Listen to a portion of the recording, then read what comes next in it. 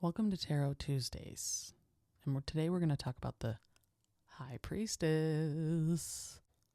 The High Priestess is she, they, he, and none. Sits between what is named and what is felt, between the story that you tell and this veil conceals it, and your body feels it. She's here to protect that mystery. As you can see, she sits very politely in front of the veil, protecting it. So queerness here isn't confusion. It's a depth without translation. And for me personally, because I'm newly discovering my trans masculine identity at a ripe age of 40, I'm realizing that my inner knowing is older than my shame. So before I learned what was acceptable, my body knew what was true.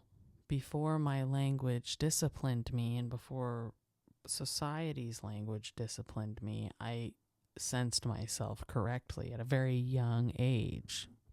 And I feel like the High Priestess connects with me in that fact that she guarded that knowledge for me. So instead of feeling like my mystery was confusion, I think of it as a concealment, a protection. She is an archetype of like a pre-social truth. So before I could name what I was, she helped me put a veil around it to protect it. My first point that I'm going to make in this video about the High Priestess. The first part I want to discuss about where the High Priestess shows up in our consciousness that I personally felt, and perhaps you have felt this way, is that I know something's true, but I don't have the words for it, and I didn't have the language for it. And maybe other queer people or other trans people understand this, but I knew something was wrong. I just didn't know how to translate it. So I felt it in my body. I felt it in my dreams. I felt it in all the reactions I had when people spoke to me. And I used to think that being unable to explain it meant that it was invalid. But not everything that is sacred, and that's this priestess knowledge here, not everything that is sacred is meant to be spoken, is legible. Sometimes it's hidden behind that veil. Second point of knowing when I realized my queerness is that I was kind of afraid I can't, and honestly I still feel this way, I can't explain myself, or I won't be believed or accepted. Oftentimes, I know a lot of queer people, and me as well, have been kind of dismissed as what we're feeling is a phase, or we're being overly emotional, or we are confused. The High Priestess with her veil says that mystery doesn't have to be explained. You don't have to explain yourself to anyone. That your mystery, the things that maybe you're unsure about or that you don't want to reveal fully, they don't have to be accepted to be sacred. My third point I want to talk about with the High Priestess that I've learned on my queer journey is that I learned to doubt my intuition because it made other people uncomfortable. I basically was gaslighting myself. I was manipulating myself into people pleasing and to being overly considerate about other people's comfort. People who abuse this are the type of people who say you're being overly emotional or you're reading too much into things. And that leads to a suppression of your own instincts. I suppressed my emotions. I suppressed my instincts. I suppressed who I truly was. How does the High Priestess help me with this third point? That I survived because I was quiet, and not because I was doing it because it was wrong or that I was wrong, but because I needed to conceal myself to protect myself. Now, my fourth point I would like to bring up with the High Priestess on this queer journey is that I honestly feel my most self when I'm in that in-between space. It's part of the reason I enjoy that non-binary, is like I like feeling like I'm not one or not the other. The world prefers certain to be in one or the other. I know that gender can shift, and I know that desire can change. And the in-between, she says, isn't a failure to choose. In fact, the in-between can be a really powerful place to be. Number 5, and my final point about the High Priestess, is I'm tired of translating myself. The High Priestess holds the Torah here.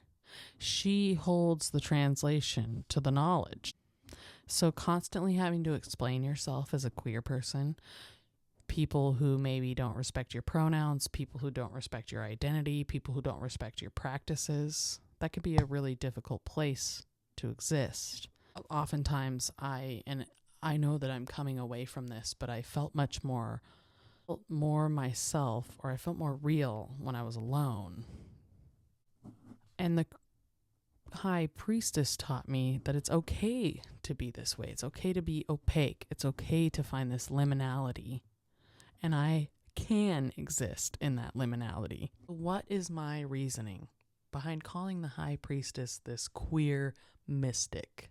Because she can hold this fluidity of gender without explanation. If it needs to hide behind the veil, it's going to hide behind the veil. She knows that sexuality doesn't require performance. You can have your own spirituality.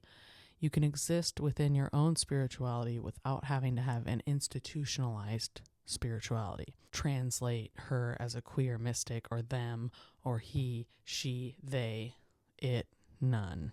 All of the pronouns, because the queer mystic holds them all. Who are maybe new witches who are joining me, you can think about things like ancestral knowledge, wisdom in dreams, with a lunar magic, because we've got this really amazing full moon that just happened on February 1st.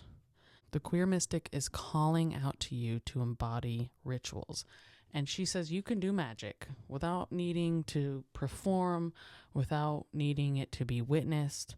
Your magic is worthwhile. It's the shadow, the reverse of this Empress. We can have chronic self-doubt. I was disconnected from my body. I kept over-explaining myself to everyone. And I let other people choose for me. And I let other people have their louder voices over mine, ignoring my intuition for palatability. How we can embody this upright archetype of the queer mystic, the High Priestess, by trusting ourselves quietly. We listen to that inner voice. We don't seek external validation. Honor our cycles. We honor our moods. We honor our needs. We honor our mystery.